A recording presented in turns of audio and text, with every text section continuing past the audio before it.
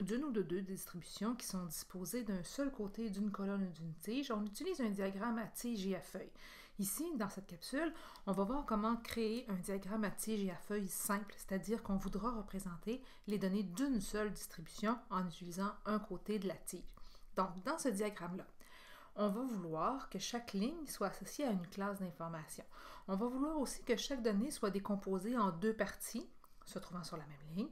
Il y a la partie qui va être constituée des premiers chiffres, c'est ce qui va former notre tige, et une deuxième partie qui, elle, sera formée souvent des derniers chiffres de notre nombre, et ça va constituer donc chacune de nos données. Ces données-là sont lisibles parce qu'il y a l'existence d'une légende qui nous indique c'est quoi la façon qu'on devrait utiliser pour lire nos données. Donc la légende ici va être importante pour la compréhension du graphique, ou plutôt du diagramme.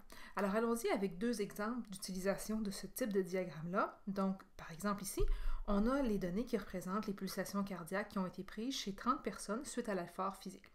Donc, vous voyez les données sont présentement placées en ordre et notre diagramme sera aussi donc placé en ordre quand on aura placé nos données. Maintenant, si vous observez bien, vous avez un titre au-dessus de ce diagramme-là qui représente le sujet portant sur ce diagramme-là. Vous avez une tige à gauche. Donc, présentement, la tige, elle est encadrée, elle est grisonnée. Ce n'est pas nécessaire, mais à tout le moins, on a les données placées.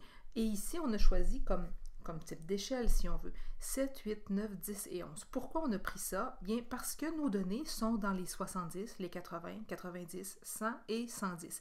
C'est pour ça que la première partie de chacun de mes chiffres, donc ici, par exemple, les 7, mes dizaines, sont représentées dans la colonne qui s'appelle la tige. Et ça, c'est en ordre, 7, 8, 9, 10, 11. Je n'ai pas besoin d'écrire 1, 2, 3, 4, 5, 6 parce que je n'ai pas de données dans les dizaines, les vingtaines, les trentaines. Et il me reste à placer les unités de mes nombres. Donc, ce que je vais vouloir faire, c'est en fait utiliser, si on veut, la légende suivante. Donc, par exemple, 7 tige 0, ça va signifier, ça va représenter le nombre ou la donnée 70. Ici, ce sera donc 70 pulsations cardiaques. Fait que si je veux placer cette donnée-là, j'aurai 70. La première donnée est placée. Ensuite, j'ai 73 qui revient deux fois. Je vais me laisser un petit espace. Je vais écrire 3 pour dire 73 à chaque fois. Ensuite, j'ai 76 à placer. Je fais un léger espace et je place le 6, l'unité. Ensuite, j'ai 78 à aller placer, donc 8 ici. Et après, je tombe dans les 80. Donc, 81, l'unité va se placer en dessous du 0. C'est important de bien structurer les choses. Ensuite, j'aurai 82. 85 qui revient deux fois, donc 5, 5. Ensuite, 87 que je place en dessous du 8. Et là, j'ai 88 et 89 à les placer. Donc, je vais utiliser la même notation en décalant un tout petit peu à chaque fois, en laissant un léger espace, et je place mes trois dernières données des 80. Ensuite, j'ai 90, donc je place l'unité 0. 92 qui revient deux fois. Ensuite, 96. 97, 99, et ensuite j'arrive aux centaines.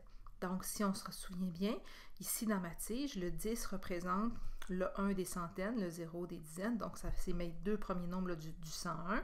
Il me reste l'unité à les placer, 101 qui revenait trois fois, donc c'est pour ça ici que vous voyez trois petits 1 consécutifs. Ensuite, 104 et 106. Après, j'ai un autre 106 à aller placer, et ensuite 107, ici. Quand je voudrais placer 112, je devrais être sur ma tige dans la ligne des 11, si on veut. Donc, 112 ici, ce sera cette donnée-là. 114, 115 et pour terminer, 118. Vous avez comme ça un diagramme à tige et à feuille qui représente ici mes battements par minute. Donc ici, je pourrais dire dans ma légende, cette tige 0, ça signifie 70 battements par minute, parce que normalement, les battements se font par minute quand on fait un diagramme de ce type-là.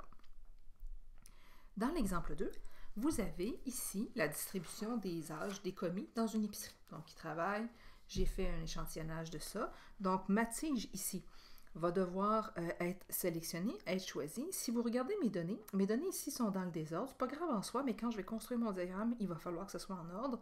Donc, je vois que j'ai des chiffres dans les dizaines, dans les vingtaines, trentaines, quarantaines et ainsi de suite. Donc, je vais faire le choix suivant. Ma tige va être constitué des nombres 1, 2, 3, 4, 5, 6, parce que j'ai donné jusque dans les 60 ans. Et si, par exemple, je veux placer un bar 6 ou un tige 6, ben pour moi, ça va signifier que le commis a ici 16 ans, puisque c'est son âge. Alors, allons-y en plaçant nos données.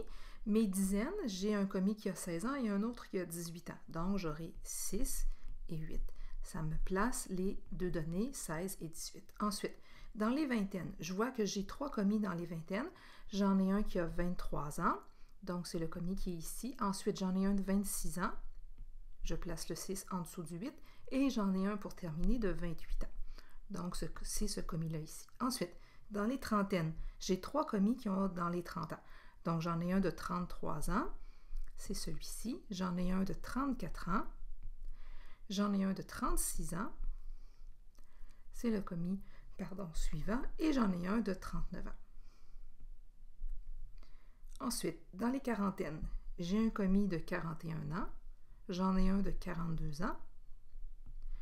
J'en ai un de 45 et de 46 ans.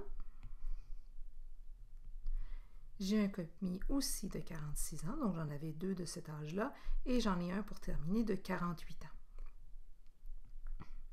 Donc, à chaque fois, assurez-vous d'avoir bien barré votre donnée pour ne pas en oublier et ne pas en répéter 2 fois inutilement.